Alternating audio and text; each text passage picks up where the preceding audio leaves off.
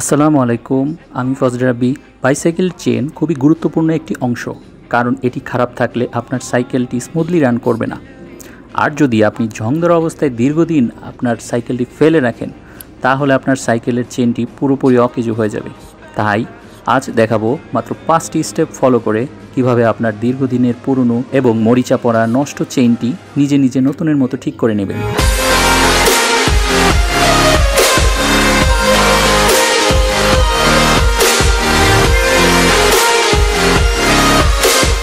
Step 1, আপনার ফেলে দেওয়া নষ্ট দুটি টুথব্রাশ নিয়ে ঠিক এইভাবে মুখোমুখি করে লাগিয়ে নিন। তারপর পুরো চেইনটি কেরোসিন তেল দিয়ে টুথব্রাশ দিয়ে ঘষতে থাকুন এবং পুরোটা শেষ হয়ে গেলে 10 থেকে 15 মিনিট অপেক্ষা করুন।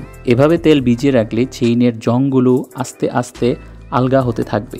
স্টেপ 2, একটি কাপড় দিয়ে পুরো চেইনটি ভালোভাবে ঘষে মুছুন। তারপর পানি দিয়ে ভিজিয়ে ডিটারজেন্ট অথবা সাবান দিয়ে ভালোভাবে ঘষে ঘষে পরিষ্কার করুন। তারপর আবার পরিষ্কার পানি দিয়ে ধুয়ে ফেলুন। চেইনটা ভালোভাবে মুছুন এবং শুকিয়ে নিন। স্টেপ 3, এখন আগের নিয়মে পুরো চেইনটি কেরোসিন তেল দিয়ে ভালোভাবে ভিজিয়ে রাখুন এবং 10 থেকে 15 মিনিট অপেক্ষা করুন। তারপর পরিষ্কার কাপড় দিয়ে আবার ভালো করে মুছুন।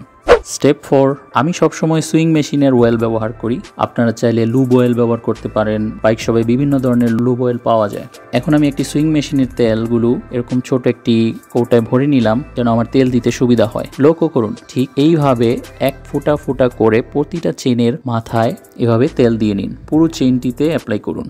10 মিনিটের মতো এভাবে রেখে দিন এবং এই ফাঁকে আপনার ডেরা এবং রিয়ার এবং বিভিন্ন স্ক্রুপে যে জায়গায় ঝং ধরার সম্ভাবনা আছে ওই জায়গায়ও কিছুটা ফোঁটা ফোঁটা তেল দিয়ে নিন। স্টেপ 5, সব শেষে একটি শুকনো কাপড় দিয়ে চেইনটি খুব ভালোভাবে মুছুন, যেন চেইনটি অয়েলি না থাকে, কারণ অয়েলি থাকলে চেইনে বালি এবং ডাস্ট লেগে আরও জ্যাম হয়ে যেতে পারে।